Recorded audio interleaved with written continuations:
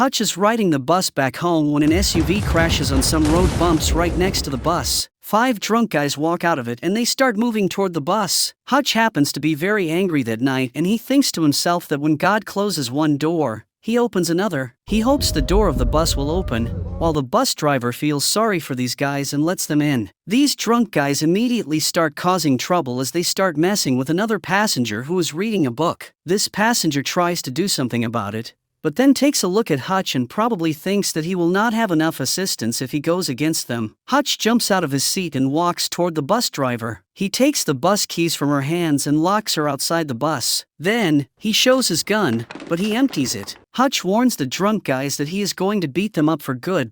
I'm gonna fuck you up. But the boys start laughing. How can an old man like him beat them up? Soon, the fight starts and one of the guys punches Hutch. Hutch fights back, but he still receives a couple of hits. One of the other guys tries to attack him with a bottle, but Hutch grabs it and breaks the bottle on the man's head. Seeing that they can't overpower Hutch, the guys start pulling knives on him. Hutch manages to evade them and even puts 2 of the guys in a headlock. A third guy attacks him and breaks the headlock. Everybody is hurt as Hutch realizes that he needs to use something as a weapon. He brings his watch to his fist to use for stronger hits. But he also realizes that he has a knife impaled in his body. He removes the knife and attacks one of the guys with it. The fight becomes even more brutal, but all of the guys attack Hutch at the same time, and they manage to throw him outside the bus. A female passenger drinks her smoothie while all of this is happening, while the bus driver is just standing outside the bus. Hutch gets up and walks back inside the bus. Now things are very serious, and the young guys realize that they are in trouble. Hutch prepares to finish them off and asks the girl to run. Run!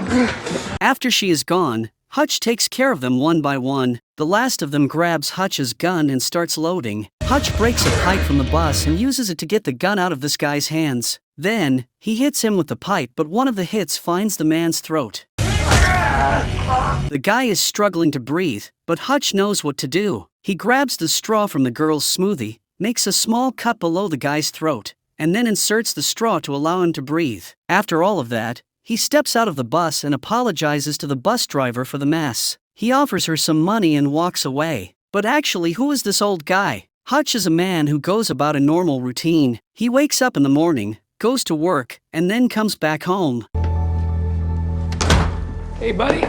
His relationship with his kids and wife could have been a bit better, but Hutch can't escape his boredom. One night though, his routine will be interrupted. Hutch hears some noises and checks on his family. His wife Becca and his children, Blake and Abby, are sleeping. Hutch walks downstairs and realizes that 2 thieves are breaking into the house. He grabs a club and prepares for action. Hutch picks up the phone to call the police, but the thieves see him and point a gun at him. The thieves ask to get the cash, and Hutch points them to all the cash that is available in the house. But that's about all there is on that. Suddenly, Blake jumps on one of the thieves and puts him into a hold. The other thief points the gun at Blake, but Hutch goes after her with the club in his hands. Even though Hutch is ready to attack, he stops. He asks his son to let the thief go, and Blake complies. Becca also appears, and asks the thieves to get whatever they want and go. Just take what you want to go, please. After the thieves are gone, Hutch tries to pull his son up, but Blake is disappointed at his father. He thinks his father is just a coward. What the fuck, Dad? When the police appear to examine the scene, they realize that the thieves entered the house by using a pizza box to stop the garage door from shutting completely closed. One of the officers asks Hutch if he used the club, but Hutch tells him that one of the thieves had a gun. Blake blames his dad for staying inactive because he could have taken the shot, while the other policeman says that Hutch did the right thing. Look, you did the right thing, Mr. Menzel. However, the first policeman says that if this was his family, he would have done something. Things are a bit awkward inside the house, and Hutch decides to spend the night on the couch. His daughter joins him so they can sleep together, and the father asks her if she is scared. The girl replies that she is not because her father is there to protect her. The next morning, things continue to be a bit awkward. Blake says he needs somebody to tell him some good job stories. So, I have to do a report on a veteran for history class? Because he has an assignment for school. Hutch offers to tell him some stories, but Becca intervenes and suggests to him to talk to her brother Charlie because he was in the military. To make matters worse, Blake stumbles on his cool neighbor as he goes out. The man comments on last night's incident Heard you had some excitement last night.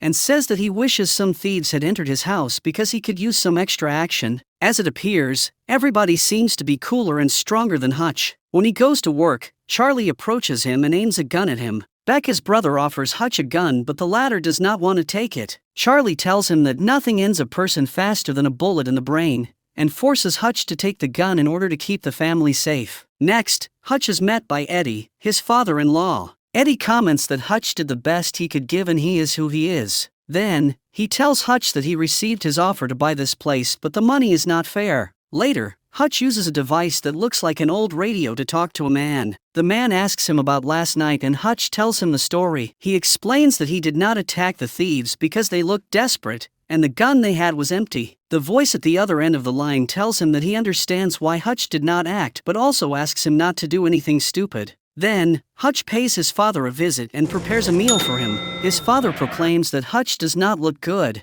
probably because he misses who they used to be. When Hutch returns home, Abby tells him that she can't find her kitty bracelet. My kitty cat bracelet. The last time she saw it, it was in the bowl with the money. The girl wonders if the thieves could have taken it. Hutch is really angry at that and walks out. He goes back to his father's place and grabs a gun from a box, where it is revealed that his father was an FBI agent. His father stands up now and seems really excited. Hutch tells him he has to do something and his father prompts him to go do it. Hutch noticed a tattoo on the wrist of one of the thieves, so he visits several tattoo studios to ask if any of them made the design on the thief. At some point, Hutch visits a studio where an old man understands his FBI badge is not real. Hutch tries to buy information from them by offering them money, but the men get a bit aggressive. While Hutch flashes the money around, the old guy sees the tattoo on Hutch's wrist and thanks him for his service. Thank you for your service.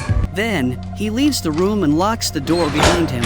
The other guys understand that they should not mess with Hutch and ask him how they can help. Hutch sees the design laid out in the studio and wants to know the location of the person who has that tattoo on their arm. Soon, Hutch breaks into the house of a couple and starts banging the man. These are the thieves who broke into his house. Hutch asks to get his watch back, and then the kitty cat bracelet.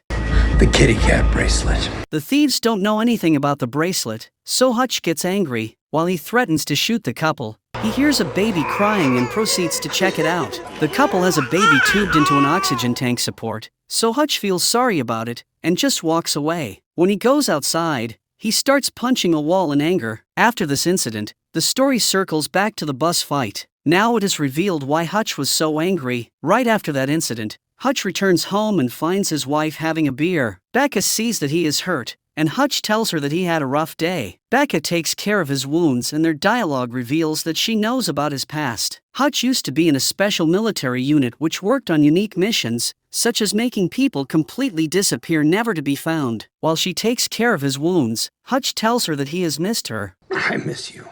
Becca tells him that she is right there with him, but Hutch reminds her that they don't share kisses or even hugs anymore. Before he leaves to take some time to himself, Hutch asks Becca to remember who they used to be. Remember who we used to be? In the meantime, a Russian mafia boss named Yulian enters his club, and everybody tends to his every need. Surprisingly, Yulian hits the stage and starts singing along with the singer. Everybody claps for him, but a few of the people who have come to meet him feel weird about it. One of them exclaims that singing and dancing is a bit inappropriate for a man who protects large amounts of cash. Yulian is mad at that statement and he breaks a glass on a table. Then, he uses the piece of glass in his hand to make the man's bodyguard suffer before he kills him. Nobody has any other objections after seeing this. Yulian receives a phone call, and he learns that his brother is in the hospital. When he visits the hospital, the doctor tells him that his brother has suffered severe head trauma, and he is in a coma. Nobody knows if he will ever be able to fully recover. Yulian's brother is one of the guys who fought with Hutch on the bus. Yulian visits his brother's friends to ask them what happened, and he gets very mad at them when they tell him that one guy attacked them because he can't believe it. Eventually, Yulian asks them where he can find that guy, and one of the injured patients shows him a Metro card that Hutch dropped when he fought them. The next morning, Hutch receives a phone call from his brother Harry, who tells him that one of the guys he injured was Yulian's brother. Harry prompts him to be careful and advises him to visit the barber to learn more about Yulian. Hutch replies that the incident on the bus was a sole incident, and nothing bad is going to happen. Later, Hutch decides to visit the barber to learn more information about Julian. But at the same time, Julian has his hacker dig info on Hutch. The hacker pulls some dirty pictures to blackmail a guy at the Pentagon, and the guy finds some info on Hutch to send back to her. When the hacker sees who Hutch really is, she hands the information to Julian and quits her job. She is in such a hurry to leave that she does not even care to get paid. I'm out, no need to pay. That night, Hutch cooks lasagna for the whole family and asks his wife if she'd like to drink some wine. As they are about to settle for dinner, Hutch suggests to the family to visit Italy this summer because that is something they have always talked about. Becca asks if they can afford to go, but the new version of Hutch wonders if they can afford not to go. Suddenly, Hutch sees a bunch of cars approaching and immediately realizes that they are coming for him. He gets his family to a secret room within the house and kisses Becca before locking his family in. As the door closes, Hutch tells his wife not to call the police. Don't call 911. In a matter of seconds, a dozen heavily armed men break into the house, but Hutch starts fighting them off. Hutch kills some of them. However, one of the armed guys tases him, and Hutch passes out. When he wakes up, he finds himself handcuffed in the trunk. Hutch knows how to navigate such a situation, and he dislocates his thumb in order to get his hand out of the cuffs. Then, he opens the compartment in the trunk to get the fire extinguisher and uses it inside the car. The car is filled with it, and the driver crashes it. Hutch survives the crash and sees that 2 of the 3 mafiosos are killed. The one who is still alive asks Hutch who he is, and the latter reveals some of his story. He used to be what they called an auditor for several 3-letter agencies, and he was the last guy that organizations wanted to see. He had no right to make arrests because when he was sent, he was supposed to kill everyone. Hutch cuts his story short when he realizes that the guy is dead. Hutch starts running toward his house and calls his father to inform him that the situation escalated. It escalated. Upon arriving home, Hutch gets his family out of the secret room and takes them to the car. He asks his wife to trust him and take the kids away until he takes care of this. Hutch knows that Julian will keep going after him and that will put his family in danger. When his family is gone, Hutch gathers the bodies in the living room and starts telling them a story because one of them is still barely alive. He narrates that he was supposed to kill a guy once, but he listened to his story and decided to spare his life. I quietly let Alan go.